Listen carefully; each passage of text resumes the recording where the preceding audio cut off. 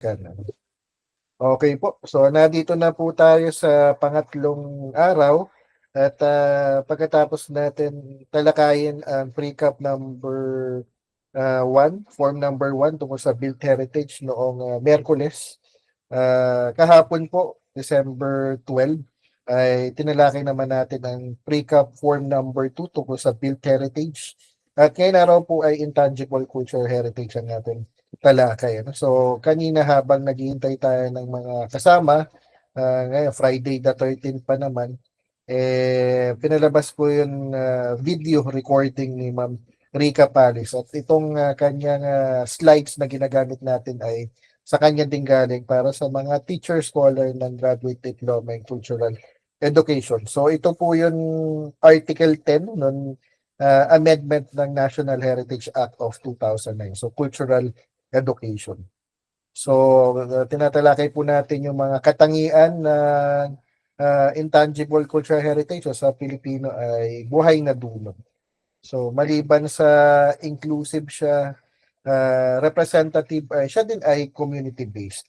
So sabi ko nga, ay sa susunod po kung may pagkakataon, sana kasama natin ang Alabat, Perez, maliban sa Quezon. Ano. So kung hindi po siya pang province-wide na ano na cultural mapping o heritage inventory, at least sa Alquires kung tawagin ay magawa po natin to, no? So community-based. So, sige po, tama-tama, ito ay quotation galing kay Prof. Jun De Leon. So, si Felipe De Leon ay dating executive director ng NCCA. So, the Filipinos will be presented as creators, innovators, and bearers of collective wisdom rather than imitators and passive consumers. In this way, we call attention to our intrinsic dignity and worth and enhance our self-respect. It is a way of dignifying our people, a significant direction in healing and unifying a nation. Unquote. So, tama-tama kahapon, ka-meeting namin ito si Prof. Jun De Leon kasi tutulungan namin na ma-nominate si Maestro Tirso Sardenya ng Gasan para sa kanyang mahalagang ambag sa kultura at sining na Marinduque dahil sa pagtugtog ng kalutang. So kung ano yung kalutang, so papakita ko na lang mamaya pag nagpakita ako ng ma-example ng community validation sa bayan ng Gasan at makikita nyo doon yung kalutang. So si Jun De Leon ang umuupo din sa board ng Gawad Manlika ng Bayan. Kaya kung meron kayo ma-identify na culture bearer sa Quezon o sa Perez o sa Alabat, edi pwede din natin silang i-nominate. So, alamin lang natin kung ano yung mga requirement. So, pag na-nominate kayo, ganito yung pwedeng mangyari. So, binibigyan sila ng pagkilala ng UNESCO. So, ito po yung Convention for Safeguarding of Intangible Cultural Heritage.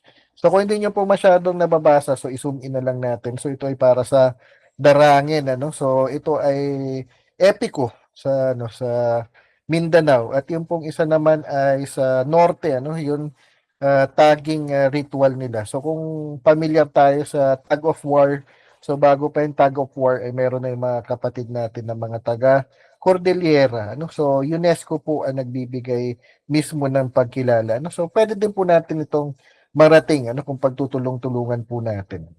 Kasi nakakatiyak po ako na meron naman mga pagkakahalintulad saka ugnayan yung mga ginagawa yung mga buhay na dunong sa Alabat, sa Perez, tsaka sa Quezon. Kaya ito pong recording natin ngayon ay schedule na lang po ninyo ng pagpapakita sa kanila kahit sa sarili nilang oras. Pero sa susunod po, kung maaari ay in person po tayo at tatawid po tayo dyan galing sa Atimonan. Pag may klase na tayo sa Gumakat tsaka sa Atimonan. So may nakalagay po na kulay pula dito. So over the last 4 decades, there has been increasing awareness that some of the most important aspects of human culture are contained in the intangible aspects of cultural practices and knowledge systems. So ibig sabihin, kaya siya nakakulay pula. So yung pinakang mahalaga daw na bahagi ng ating kultura ay nakapaloob doon sa mga buhay na dunong doon sa ating mga ginagawa.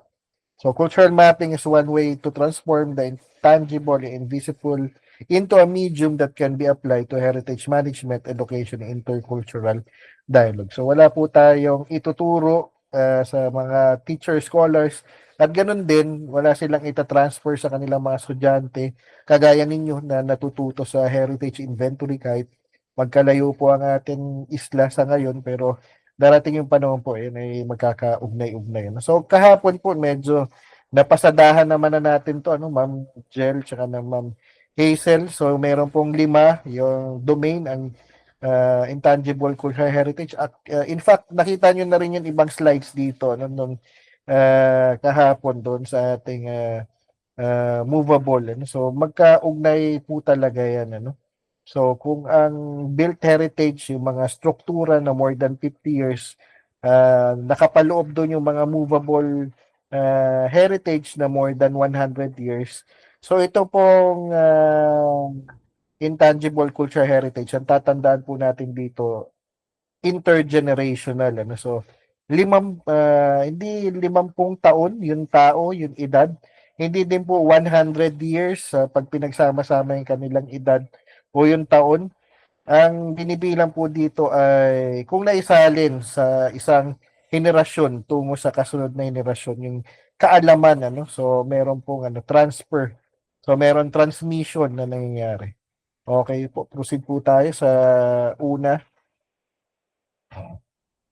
na domain. So alam niyo na po ito no, kasama ang language dito no.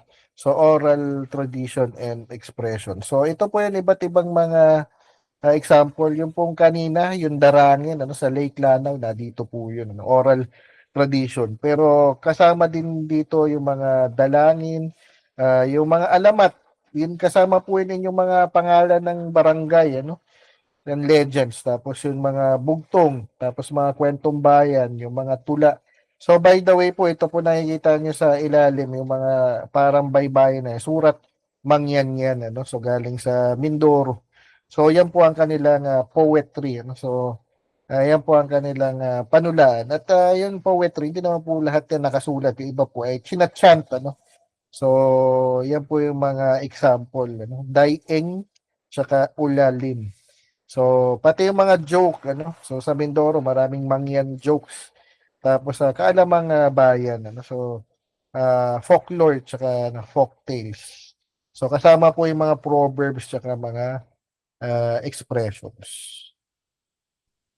So, alin po dito yung Chechekan, ano? So, ito po ay sa cultural mapping na form, pero sabi ko nga, simplified lang, ano? So, may background information, meron description, stories associated pa rin, meron significance at merong conservation measure. So makikita nyo kung ano yung acronym dito mamaya. No? So BDSC. So 4 lang sinimplify pa nga ni Ma'am Rica. So ganun din po yung gawin natin. Ano? So wag po tayong magbilang ng data sets doon sa pre-cap. So, i-simplify lang po natin hanggang maaari para mas madali natin masagutan. Ano? So, domain number 2 po, yung performing arts. So, yan po yung sasabi natin. Pwede yan ay sayaw, pwedeng music, pwedeng drama, o theater. So, may mga awitin po na kinakanta o gamit po ang boses. So, literary performance, kung yung tula po ay binabasa. So, ngayon po, usong-uso sa mga kabataan yung spoken word na poetry, ano? O yung mga spoken poetry. Tapos, may mga katutubo na mga form. Ano? Kahapon, nung ka-meeting namin si Jun De Leon, ang dami-dami po niya mga alam talaga ano tungkol sa music ano. So dati sa mga klase lang natin ang maririnig ano, pero yung mga teacher natin hindi pa nila na paliwanag na mas malawak yun tungkol sa mga time signature, mga 2/4, 3/4, kung anong pong klase yung mga kundiman, tapos yung mga iba't iba pang mga technical na mga termino sa music. So, meron din pong ganyan sa ano, performing arts. Ano, kagaya pa nga nun, ano, sa Mindoro na ambahan o sa Bisaya ay komposo o balitaw. So maraming mga katutubo po tayo na ano, na mga performing arts o art form. Sige po. So, yan po yung mga performing arts. So, ang domain na ang background information po niyan, yun po ang nagbabago. Ano? Ito po yung key difference sa cultural mapping. Sabi ko nga, ang pre-cap, tatlong form, pero madaming data sets. Ang cultural mapping, konti ang data sets, yung background information lang, description, stories associated, significance, saka conservation measure. Pero, madaming form. So, isang particular na form ay tungkol sa ICH. So, sabi ko, meron yan code. So, kung ang form number 1 ay natural heritage, ang form number 2 ay built, ang form number 3 po ay movable, ang form number 4 ay ICH. So, may mga letter po yan. So, yung kaninang domain number 1 ay A. So, 4A na form yung ano, oral tradition. Yung form 4B, performing art. So, magbabago po yun, ano, checklist niyan. So, hindi po yan pare-pareho. So, mas maiksi yung form relative doon sa, ano, sa pre-cap, yung cultural mapping. Ano. So, iba po yung choices. Okay po. So, paano i-document? Ano? So, ito po ang mahalaga. Kaya hindi po natin ito ma-field work ngayon. Ano? So, assignment lang. So, kung music, kung dance rather, so dapat alam natin ang mga step. O alam natin kung saan ang galing. O kung ano po yung kasaysayan, ano yung background niya. So, pagdating sa music, so kailangan marunong tayo mag-notate. Kung hindi po, maghanap tayo ng technical na person para gumawa nito. Tapos, kung kaya natin gawing mano-mano, so papakinggan natin, ano, i-record natin, papakinggan, tapos itatranscribe para makuha yung lyrics. Tapos, kailangan alam din natin kung ano yun, ano, kasaysayan o kung ano yung kwento. At kung drama naman, kailangan na script, tapos kung na-mount na siya o na-perform na siya, so kung ano po yung proseso na ginagawa nila. So, halimbawa, sinakulo pag Holy Week. So, hindi ko po alam kung meron sinakulo sa inyo, pero sa Marinduque meron. Pero pakiramdam ko meron kung kayo ay Romano, Katoliko din. Ano? Pag mahal na araw, nagsisimula sa Merkules, tapos dinudugtungan ng Huwebes at pag Biyernes, wala dahil patay ang Diyos. So, continuation niya tayo sa linggo, diretso sa pugutan. Ano? So, alam natin yan bilang mga Katoliko. Tapos sa pangatlong domain ay tungkol sa social practices, rituals at festive events. So marami tayong target na dito po kasama. No? So kung maalala niyo, hindi po ito si Wang Ud pero yung nagtatatuan sa Kalinga. Kaya hindi po siya mabigyan ng gamaba o ng national artist. So ang insight po ni Prof. June ay hindi na masyadong traditional yung kanyang ginagawa. No? Nagtatattoo siya for commercial purposes, so hindi po para sa sining tsaka sa kultura. Although binigyan naman siya ng ibang kategorya sa NCCA. So, ang mga types po niyan o yung mga category ng social practices, rituals at festive events ay yan. Social practice, so simpleng pagmamano at saka yung paghaharana. Kung meron pa po yan sa inyo, so kasama po yun. So, traditional governance o justice system. So, kung paano mamuno o paano po yung counterpart ng panahon ng barangay nung wala pa pong central government. So, ganun din po yung katarungan nung wala pang mga batas na nakasulat, wala pa pong RA 10066, wala pang RA 11961. So, ano po yung system ng katarungan. So, pangatlo, ang ibig po sabihin nito settlement pattern ay paano tumitira. So, nakita ko doon sa inyong profile, socio-economic profile na may mga tao na nakatira dati sa ganitong barangay pero lumipat dahil mas malapit sa pinaguhulihan ng isda. So, yun po yun, settlement pattern. So, kung dati po taga-dabing dagat sila pero dahil inaabot po ng bagyo o ng daluyong, pumunta sila sa mas patag na lugar o yun iba galing sa bundok. So, bumababa sila sa patag. So, may panahon kung kailan nila yung ginawa. So, nasa patag man sila, nasa bundok o nasa dagat, meron yan tradisyon sa pagluluto tsaka sa pagkain. So, ano po ba yung pagkain na pang alkeres? Ano ba yung pagkain na Quezonian o Tayabasin? So, yun po Tapos baka meron kayong laro. So, kagaya nung kanina yung tug of war So, Punok yun yung tawag doon sa Cordillera. So traditional games kagaya ng patintero at taguan. So meron din pong worship rites kung paano po magpasalamat o paano po bigay ng pagkilala sa mga sinasamba natin ng mga Diyos. So kung hindi man si Jesus, baka yung mga Muslim kay Allah, so iba pa pong paniniwala. So iba ay hindi lang isa ang Diyos, marami ang kinikinilala nilang Diyos, hindi lang mga santo. So pati rites of passage, yung pagbibinata, tinutulian, o yung mga babae, pag nagdadalaga, yung una nilang dalaw, ano man yung kanilang paniniwala dito. So maging yung kanilang mga ritual sa panganak, sa pagpapakasal at kahit sa paglilibing, sabi nga KBL, kasal, binyag at libing. Tapos nakita ko din, ang inyong foundation day ay January 1, kasi 1914. So kung hindi natin nagawa yung timeline, okay lang po. So adjust lang natin kung kailan natin yan matatapos. So may mga patron kayo, May mga santo kayo ng simbahan. Kaya doon po pinagdiriwang yun yung fiesta. So iba pa po yung festival. May secular yung festival. So feast day o fiesta yun pang simbahan.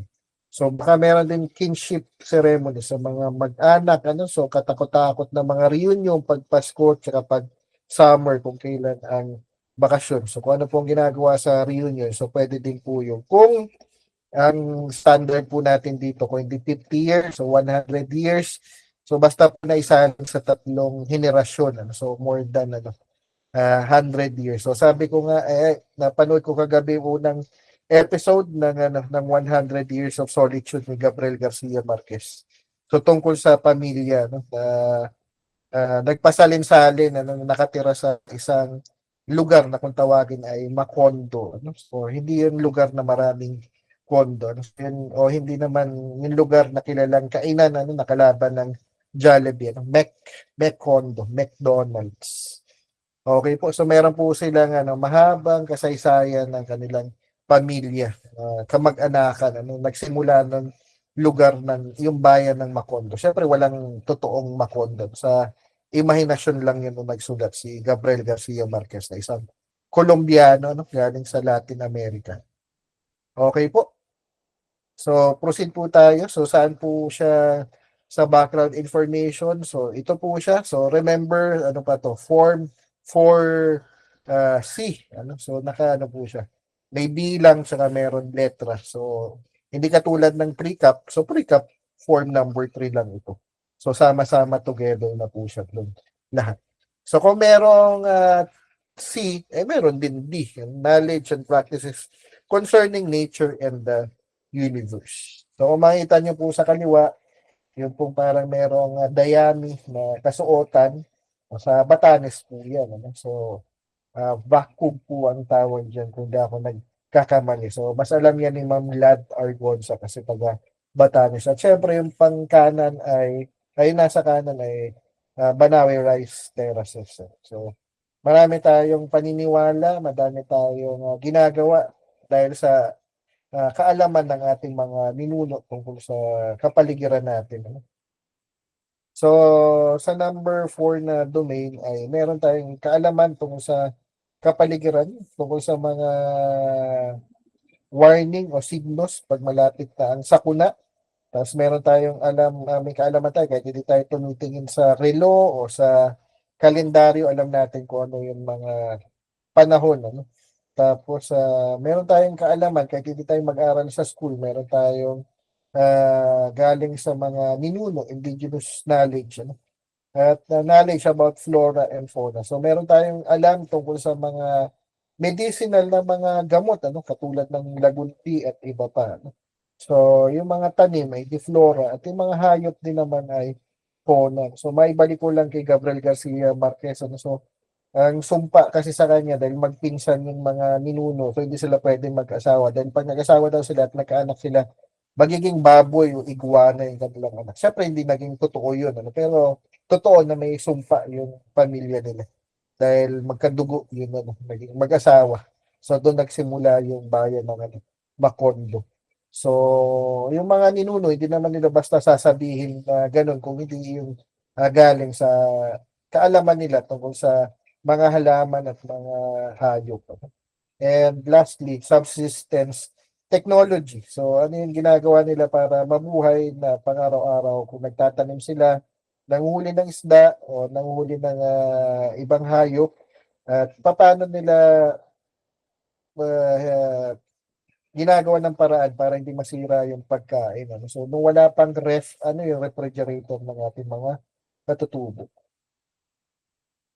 Tapos sa iba pang mga kaugnay ng domain number 4 ay yung paano yung mga pagpapagaling. So paano po ba sagawa ng ritual, anong mga paniniwala nila sa likod nito. So meron bang initiation na ginagawa? So parang fraternity o sorority. So bago ka maging member, so kailangan mo muna dumaan sa initiation. Tapos yun iba, may mga nangyayari nito, hindi ko alam kung anong tawag sa Quezon ng possession, pero sa Marinduque yung sabi sinasapian, so syempre ang alam nating sapi ay yung cover, so cover ng libro o ng notebook na plastic, yun yung sapi, pero yung sapi dito ay katumbas ng sanib, sinasaniban, so napuposes. So merong paraan kung paano ma-exercise yung mga possession. At may mga tao na nagpa-practice nito, ng shamanism. So sila yun nakikipag-usap sa mga kaluluwa na nasa kabila na. Tapos meron din nakakaalam ng ano ba yung arrangement o mga order ng mga planeta o ng mga stars o ng mga heavenly bodies, mga celestial bodies. So tayo terrestrial, so nasa lupa, so tierra, yung celestial nasa langit, So yung cosmology, yung cosmos, ano yung order ng mga heavenly bodies na nakikita natin galing sa lupa, So ayun, tumitingin-tingin lang tayo sa mga star, sa langit. So nasaan siya? Nasa form 4 D. So checkan lang yan kung ecological wisdom hanggang cosmology. So kung meron na photo, so usually drawing o illustration, so mahirap na ma-drawing yung mga planeta, yung solar system. So usually yan, mga illustration kung paano siya ginagawa. Natatandaan ko sa isang bayan sa Marinduque, alam niyo yung baboy-baboy, yung mga shape-shifter. So nahirapan sila kung paano nila i-drawing o paano nila i-illustrate. So kung applicable lang naman, so kung hindi applicable at kung mahirapan lang kayong gawin, wag nang gawin. Sige po, so proceed po tayo. Ang last na domain po ay domain number 5. So nakita nyo na tong basket na to dati. So yan yung may lizard na motif. So bakit siya lizard? Kasi kagaya ng butiki. So pag naputol yun na buntot, so tumutubo ulit. So regeneration. So pwede siyang may kaugnayan sa kabilang buhay. So pag namatay tayo, meron pang ibang naghihintay sa atin. So sa kanan naman po, makita nyo yung merong mga naglililok, tapos nagpupukpok ng kahoy. So sa Pampanga, ang tawag ay pagdudukit. So, pero iba ang ibig sabihin nun sa Tagalog. Kagaya ng sa Mindoro, ang paghabol, iba ang ibig sabihin. So, textile yun. Yung paghahabi, paghabol. Sa Tagalog, iba din ang ibig sabihin. So, ito yung mga particular, mga specific na ng craftsmanship. So, tandaan po natin dito, ang mahalaga ay yung proseso, hindi po yung produkto. So, halimbawa, may gumagawa ng tela. So yung paggawa ng tela, hindi po yung tela, yung output, kumbaga yung mahalaga. Yung proseso ng paggawa ng tela. So ito pa yung sinasabi ko, paghahabi. So sa ibang lugar ay paghihikit yan, ano, o paghabol. So depende kung ano pong lugar. So yung itak, paano siya ginagawa. No? So kung sa Japan yan, eh, di samurai. So tayo, hindi tayo gumagawa ng samurai, yung mga Hapon lang. So smith, ano, blacksmith. So, carving, so pag-uukit. So, sabi ko nga sa Pampanga, pagdudukit yan, ukit din naman. Instrument making. So, kung meron kayong musical instrument, dito sa Marinduque, kalutang yung tawag, eh di gumagamit din sila ng, ng kahoy. So, sa Quezon, sa Laguna, so, meron yan, pagbuburda, yung mga embellishment. Kung daw nagkakamali ay sa Lumban, sa Laguna. Tapos, yan, may mga ceramics, o pagpapalayo. Printmaking, o paglilimbag. So, basketry, o paglalala. Tapos, pati paggawa ng bahay, kasama paggawa ng bangka. Kung sa lugar ninyo, kung mga mandaragat, yung mga taga Quezon, kasi tumatawid pa ng Lamon Bay pa. So, gumagawa ng bangka, o nagre-repair ng bangka. Tapos, meron gumagawa din ng mga alahas, o mga palamuti. So, ginagawa din yan ng mga ninuno natin. Hanggang ngayon ay kasama. No? So, pati pagbabanig. So, natutulog pa rin tayo sa banig. Hindi may gumagawa din ng banig. So, nasaan siya? Nasa Form 4E. So, pang-lima na kasi ito na domain. No? So, yun yung textile making, weaving, tapos hanggang shelter making. Pero sa pre-camp form, so form number 3 lang lahat yan. So, sino ba nakakaalam? So, may nag-chat. Basahin natin. So, boat making. O yun, tama. Kasama po yun. So, sa traditional craftsmanship. Naka all caps pa si Ma'am Jen. So, pang diinan, pang malakasan. So, tama po yun. Kasama yun. So, ito-document natin yan. Sasama natin. So, paano? So, kailangan natin ng mga batis ng datos o sources ng data para sa buhay na dunong. So, yung mga nakatatanda. So, yung mga matatanda na doon na tumanda, di mas alam nila yan. So, kung crafts yan, di mas alam yan ng mga artist o yung mga manlilikha. Tapos sa cultural workers, kagaya ng mga historiador, ng mga archivist, mga nag-organize ng mga pista. So, sigurado ako may pista din sa Quezon. So, hindi ko lang alam kung kailan. So, malamang meron kayo sinasabi na mayuhan at may agostuhan. So, may pista yan. So, kung sino man na nagsisimula ng mga fiesta na yan, ng mga festival na yan. So, tanong-tanungin din natin. Kaya pag dadalaw tayo dyan, kung maaari, ipunin din natin kung sino yung mga matatanda, sino yung mga artist, cultural worker, at yung mga kasama ng mga cultural at community na mga pangkat o grupo.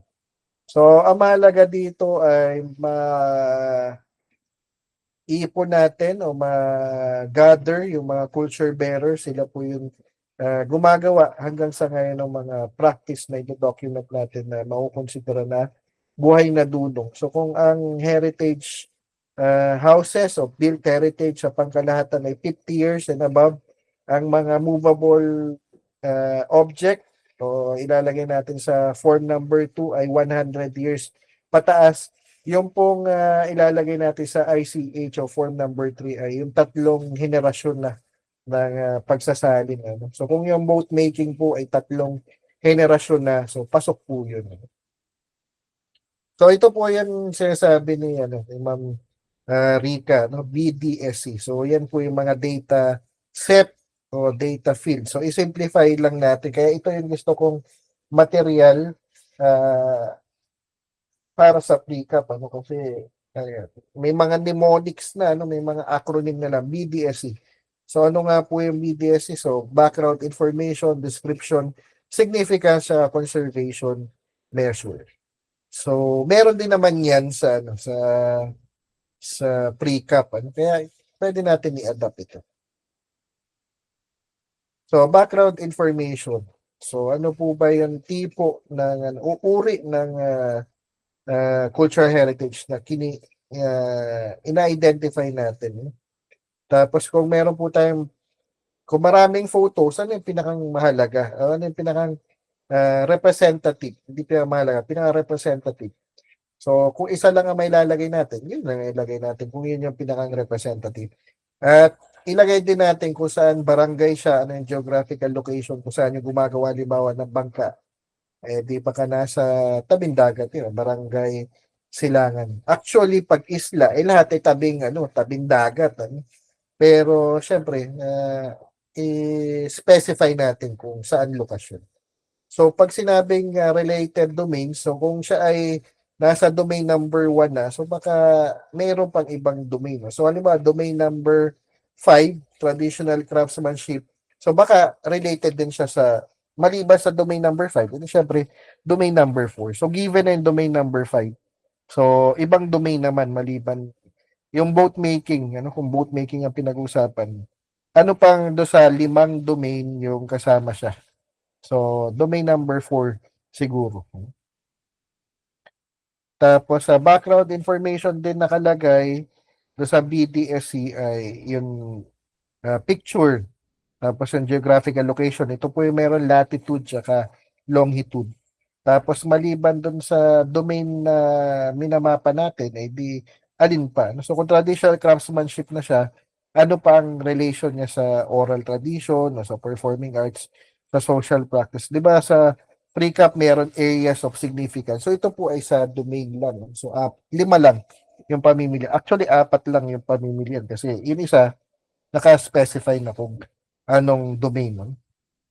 So, halimbawa, so ito ay mga mag-aaral. Sa Santa Cruz kasi to, sa Marinduque. So may sayaw doon, barberillo.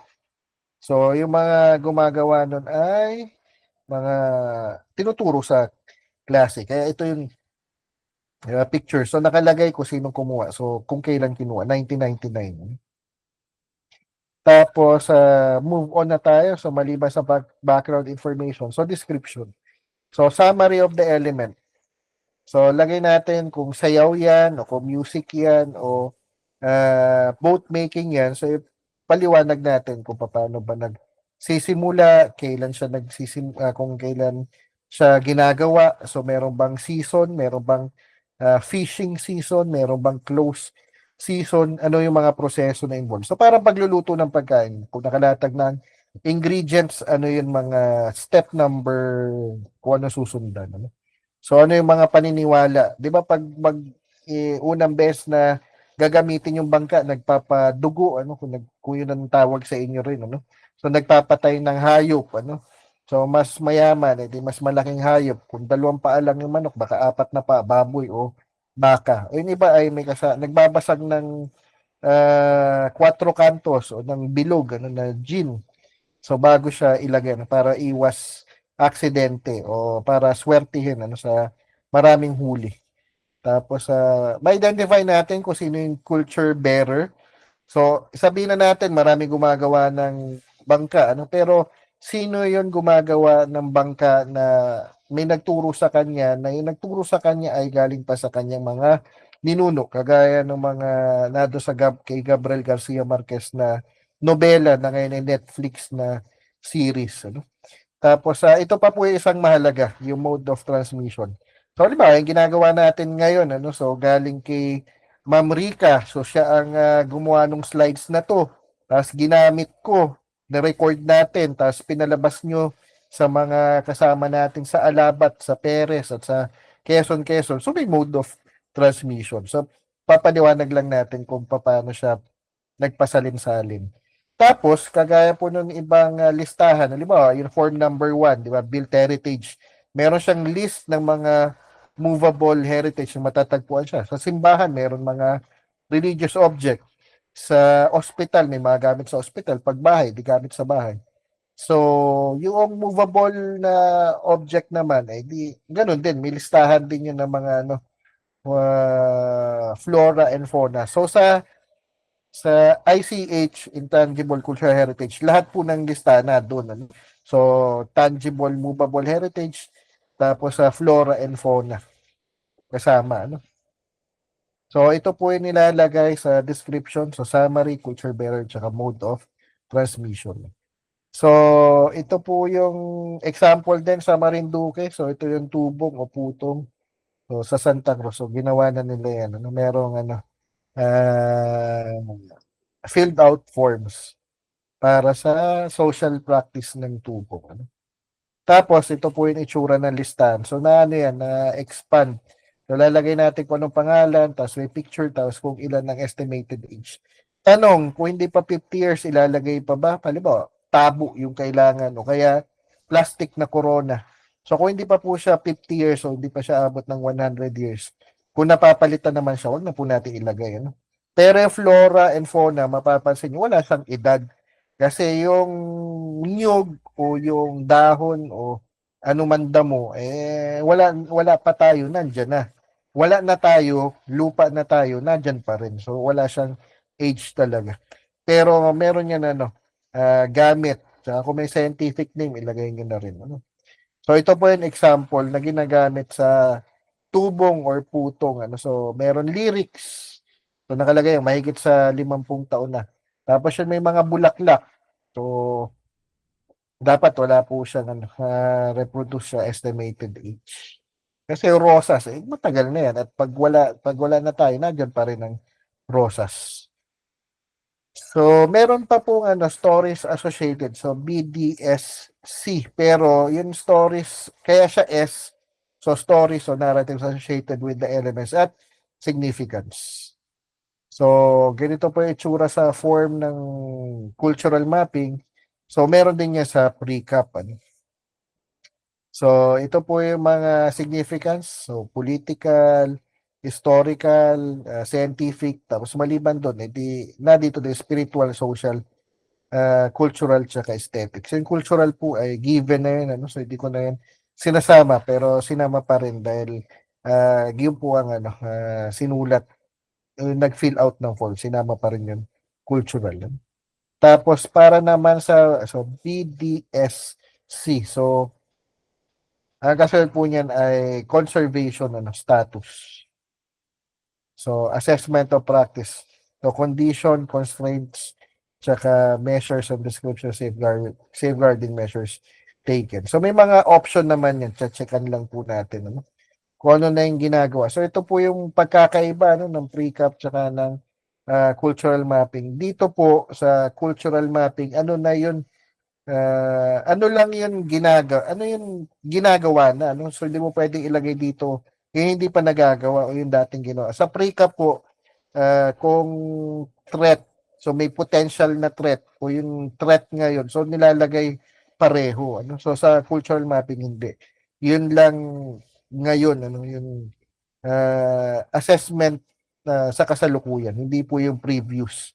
So, sa pre-cap, nakalagay yun, yung previous.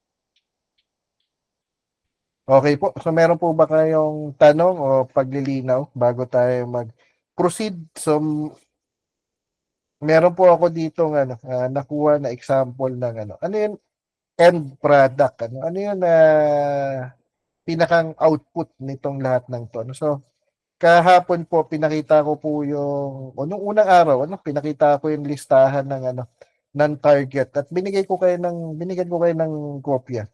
Yung sa Santa Cruz na proposal.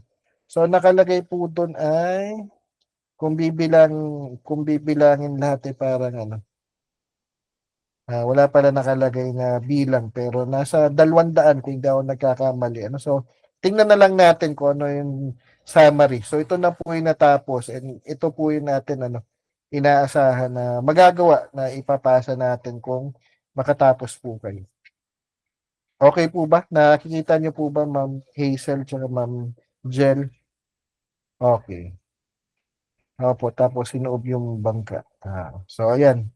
So maganda pong dagdag yung Agostuhan tsaka Mayuhan so mga festive events. Tapos yan. Pinapausukan siguro yung sinusuob tama po ba so para hindi malas. So para iwas aksidente. Okay, sige. So tingnan po natin yung summary. So, i-maximize lang natin, ano. So, medyo mababa po yung quality nito, ano, yung picture, pero yung mas malaking file kasi yung kailangan, no, para ko maipakita sa inyo, yung maliit lang yung kinopya ko po. Obviously, simbahan po ito ng Santa Cruz. So, Holy Cross na simbahan. Kaya nga siya Santa Cruz. Tapos yan, more than 386 pages. Na dito din, memoryon at nado sa cover din yung munisipyo ng Santa Cruz. So, pag nakatapos po kayo, ito-turn over po yan sa NCCA. Tapos, nandito po yung mga pangalan ninyo, ano, sa Cultural Mapping Program committee. So, 1, 2, 3, 4, 5, 6, 7. So, ano lang po, 15, yun ano. 8, 9, 10, 11, 12, 13. 13 lang pala, no? So, kulang ng 15. Sa may message, message, message. So, tingnan lang po natin yung ano, summary.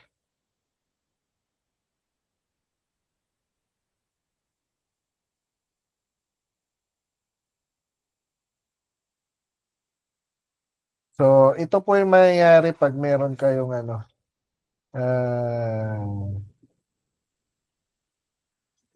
kung meron kayong validation na gagawin, ano. So, ito yung mapa. Ito po yung malapit sa ano, Katanawan, Quezon. Ano. So, yan yung mga isla. So, Pulo, Mongpong, tsaka Maniwaya.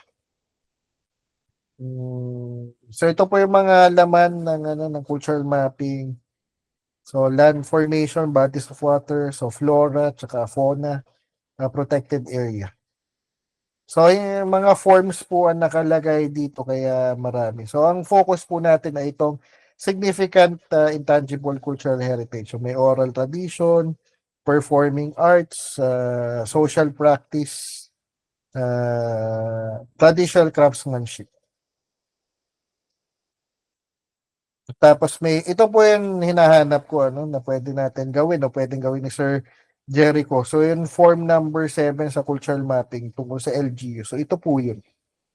So, ano po ibig sabihin ng krus? Anong ibig sabihin ng puno ng nyog? Anong ibig sabihin ng piko tsaka pala? Tapos, ano po yung mga ibig sabihin sa nanggaling yung mga barangay? So, pangalawa po sa pinakamalaki tong barangay, yung Santa Cruz, so 55 po ito na, ano, na barangay. Ano. So, yung Buwak po, yung Cabecera, 61 na barangay. So, diretso na po tayo dun sa, ano, sa intangible cultural heritage. So, pasadahan lang po natin kung ano po ang itsura niya.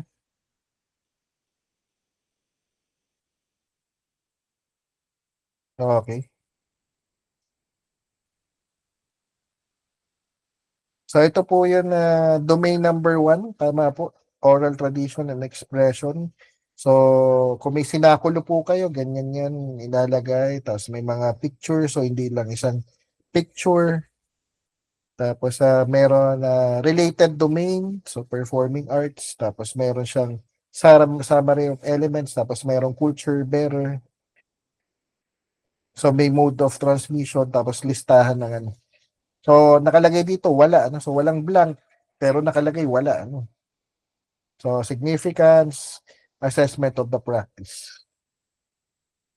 Tapos, ano pa po yung iba? So, may Santa Cruz hymn. Kung meron kayong kanta, may lyrics kayo, lagay nyo din. No? Tapos, yan. So, next na domain po ay performing arts. So, ito po yung sinight ni Ma'am Rica, no? Yung Barberillo. So, ito po yung picture na nakita nyo kanina dun sa slides. Tapos yung isa pa po ay maliban sa rondalya ay yung tubong, ano, napakita natin saan siya kasama. So alam niyo na to, ano, Moriones, ano, Haring Kalabaw. So bihira lang yan, ano, meron na yung 3 hari. So sa Marinduque meron pang 4 na hari, si Haring Kalabaw. So kung meron sa Iloilo na ati-atihan festival, sa Marinduque din meron ati-atihan. Pero gusto lang baguhin yung pangalan para taga Marinduque lang, ano. Tapos tukluhan. So bihira din to, ano, kaya ito nilagay dito. Tapos ito yun, ano, yung nilagay do sa listahan. Ano, nakita nyo to kanina. So, list of significant tangible movable tsaka significant flora and fauna. So, maliban sa rosas, ay meron iba pang mga bulaklak. So, amarillo, rosal, azucena, mirasol, lirio, tsaka sampagita. So, ito yung simbahan ng Banal na Cruz, Holy Cross Parish. So, alam ko meron din kayong simbahan dyan at sinama nyo yun sa inyong target. So, baka yung mayuhan nyo ay meron din kaugnayan sa Santa Cruzan. So, dagdagan nyo na lang din. So, baylihan. So, sayawan yun. Ano? Kung malapit ng pista, meron baylihan. Tapos, meron din harana. Tapos, meron ambagan. Sa kasal. Ano? So, yung nilalagay yun ano, sa damit. Tapos, pag November 1, meron din ano, pangangaluwa. Tapos, bayanihan. Pagbuhos. So, yung pagbubuhos po ay parang binyag, pero hindi po yan sanction ng ano, Catholic Church. So, pag hindi lang nabinyagan, dahil liblib yung lugar, so doon nila ginagawa. Yung mahirap yung access. So, sa January 9, may pista ng Nazareno. So, sa Marinduque, meron din ano, Santo Sepulcro. Itim na Nazareno sa Quiapo. Palaspas ng Cruz. Manyanita. So, ano na, performing arts pa lang pala. So, meron pang domain number 3. So, ito yung medyo maraming pagkain. So, sampalilok o santan. So, baka sa inyo din, meron din ganito. Ano po ba yung mga luto, mga pagkain? So, ito, bibingkang pinahiran. So, malapit pa naman ang tanghalian. Ano? So, ito yung hassle sa online. So, wala tayong snacks. So, wala tayong meals. Tinapay na bayabas. So, ito yung sikat, uraro. So, sa inyo din, meron din uraro. Pero ang tawag sa Marinduque, arrowroot. Tapos, siroy. So, baka sa inyo, meron din, So, galing sa saging at gata. Pagkatapos ng bagyo, madami na tumba na, na puno ng nyug, ng saging. So, yun ang ginagawa na siroy. So, suman, meron din yan sa inyo. Tapos, ewan ko kung meron din to sa inyo. Ginataang bagumon. So, yung dating suso, ginagawa nilang gata, ginataan. Tapos, may pansit, may Mickey. So, ginagawa nila yung Mickey. Tapos, sa panghuli pong domain ay traditional craftsmanship. So, wala pala silang domain number 4. So, pagpapanday. So, again, hindi po ito yung produkto, hindi itak, yung pagpapanday ng itak. So, hindi po yung bag, yung paghahabi ng buri o ng buli. Tapos, sa pottery, sa Barangay Casili. Tapos, yun na po, doon na po natatapos yung sa Santa Cruz. So, ipakita ko rin po siguro sa inyo yung PowerPoint ng gasan para makita nyo na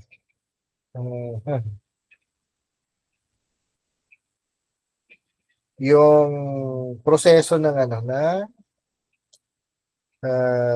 validation, community validation. So, baka po may mga tanong po kayo. Ay, may nag-chat pala.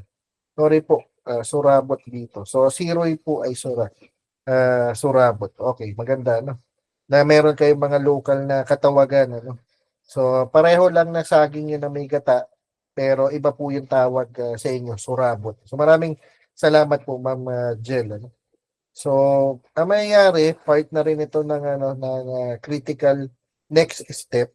So, ipapakita ko lang po sa inyo. Pag tapos na kayo ng data gathering, kung ang target nyo po ay 100, naka 50 na kayo, kalahati. So, pwede na po mag first follow-up visit. Pag kayo ay naka 80% pagkatapos ng first follow-up visit, hindi pa kayo 100%, pwede na rin mag-second follow-up visit at magkakameron kayo ng tinatawag na mock validation.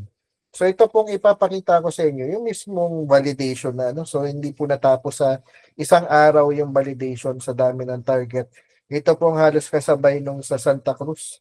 Ito pong gasan, ano, yung parehong Santa Cruz sa gasan po ginawa ito nung kasagsagan ng pandemic, ano. So ano siya? Online, ano, so kagaya ng ginagawa natin. Pero nakatapos naman, ano. Pero madaming gumagawa. So 13 sa Santa Cruz, sa gasan palagay ko mga ganun bilang din, ano. Sige po, kung chat na lang po kayo kung meron po kayong maisip at meron po kayong tanong. So i-slide show ko na lang po ito para maisama po natin sa recording. So, ito po yung ano, interior na picture sa munisipyo at makita po yung nasa labas, ano, katapat ng ano. Tapos yung logo niya ay Kalutang. So ito po yun ano, pinagmitingan kahapon ko paano po manonominate yung nag-invento nito si Maestro Tirso Sardenia sa Gawad Manlilikha ng Bayan. So ito po ay April, nag-validation, natapos sila ay December. So, ginawa po nila ng mga icon. So, ito po ay malaki masyadong file kung isang PowerPoint lang. So, ito po ay form number 4 ito sa cultural mapping. Form number 3 kung sa pre-cap. Ano? So, ito po yung ano, intangible cultural heritage o buhay na dunong sa bayan ng Gasan. So, kung meron Santa Cruzan, ang Santa Cruz, meron din Flores de Mayo. So, baka related ito sa Quezon pag Mayuhan. So, ang nakalagay lang po dito, pag kayo nag-mock validation, nagsagawa kayo ng validation, community validation, yun lang po ang significance, hindi yung buong form, ano? BDSC, so background, description, stories associated o significance, saka conservation, status o measure. So, dito po nakalagay lang ay significance. So, summary lang ng significance. Tapos, meron silang folk song. So, nakalagay po yung notation. Tapos, meron silang tradisyon ng panuluyan o panawagan pag Holy Week din. So, naganap kami ng gumagawa niyan. Kahit hindi Holy Week, hindi pala Holy Week, 24 at 25 ng December. So, pag malapit na, so, kinausap namin yung mga gumagawa kung pwede lang gawin kahit hindi pa o tapos na. So, ginawa naman nila. So, December dapat ito ginagawa pero April nung kami nag-mapping ay yan. Napakiusapan naman. Tapos, kung meron lahat ng bagay, ay meron din folk song na alamat ng 2 puting gansa. At meron din dalagang parang. Tapos, ewan ko kung ginagawa din ito sa inyo pero merong mga gumagamit ng pataraka o dito ay ditso. Kung kawayan yung ginagamit. Ritual ng ditso. Tapos kanina sa Santa Cruz merong putong. So dito sa Gasan din sa isang barangay nila sa Tigyon meron din. Tapos isa pang folk song, Sulong Aking Tandang. So sa bayan din, maliban sa Barangay Tigyon, meron sila sariling putong version. Tapos nakalagay nun, mga significance. Tapos isa pang folk song, isang buong dayat. Tapos sa kadugtong ng sinakulo ng Morionan ay yung pugutan. So pinupugutan dito si Longhino o si San Longinos. So pugutan. Tapos kung sa Santa Cruz, merong Haring Kalabaw. Sa Gasan, meron 3 hari. So maliban sa meron silang 3 isla doon na pinangalan sa Haring Mago, si Gaspar, Baltasar, saka si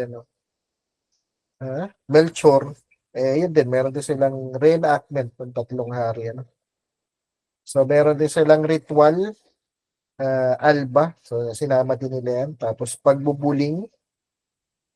Tapos pag-aantipo.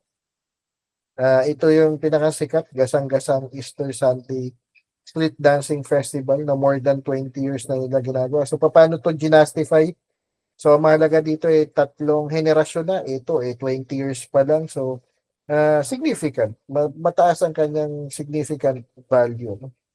So dahil lang Moriones ay hindi festival, Lenten rites, ito talaga yung festival, Easter Sunday na festival. Dahil buhay na si Kristo dito.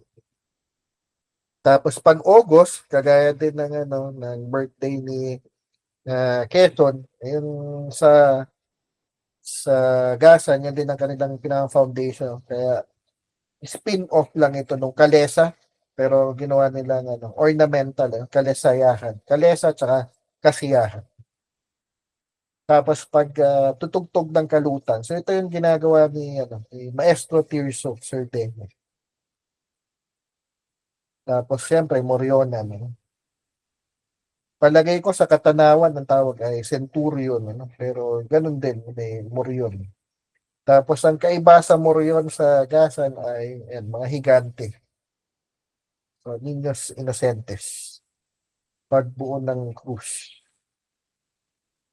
Kung may putong ang bayan, may putong Antigyon. So sa Bangbang, meron din, may sarili din silang version ng putong. Tapos meron din sa Lubong, pag Holy Week. Santa Cruzan. Tapos ito din, medyo nahirapan din itong i-justify. Ito yung na-question din bakit kasama ito dahil bago pa lang, kasabay ng Gasang-Gasang Festival. So, na-justify naman nila, kaya kasama din siya. Tapos may pagkain din, kaya kung may ginataang bagumon, so sa Gasa naman merong ulang-ulang. Tapos kung merong barberillo sa Santa Cruz, sa Gasan ay merong kachucha di Banuyo. Tapos meron laro ng kuro. So, ano to, parang jackstone. Pero mga sikay yung ginagamit. So, kung kanina ay merong uh,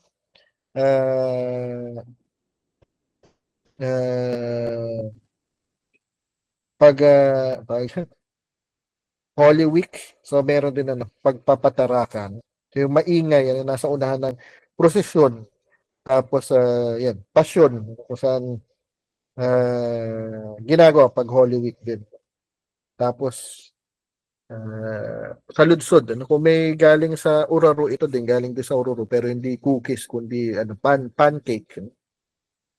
Tapos kung meron paghahabi, so meron din nagamit ang buntal, so ito ay uway naman, galing sa Ratan. Tapos sa Pupua, pag Holy Week din ito. Tapos sa paggawa ng bagoong, paghihilot. So hindi ito yung chiropractor ang nakabali lalo, paglulukad. So alam ko sa nyug, marami din nyug. Kaya nga nyug-nyugan festival. Sabi ni Ma'am Jel, pagsuob, parang ito naman sa Marinduque, pagsaklab, pinapausukan, pagtatawas, pagtatawak. Yung tawak pag Biyernes Santo, iniinom nila yan, halo-halo yan ng mga halamang ugat at marami pang secret herbs and spices, parang yung kilala yung tindahan ng manok. Tapos wood carving. Ito din, may paggawa din ng bangka. So, may uhay, rattan weaving. So, meron din nito. So, ewan ko kung meron din yan sa Quezon. So, identify lang natin kung meron. Isama natin sa target. At dahil malapit kayo sa dagat, baka meron din ganito. Yung trap, mga crab trap, bubu making. Tapos may embroidery din, pagbuburda. So, I think, yun lang. Filipino Food Month. Tama naman, April. Sige, ginamit na yung picture na sa lunsod. Okay po. So, palagay ko, pagkatapos nito ay pwede na po tayo mag-critical next step. Pero kung maaari po ay mag-break lang muna tayo ng mga 5 minutes tapos stop ko lang po yung recording tapos ibalik po natin pag critical next step po muna tayo. So, naman, malapit naman na ang tanghalian kaya pwede na po na hanggang dito lang ang atin recording para sa ICH.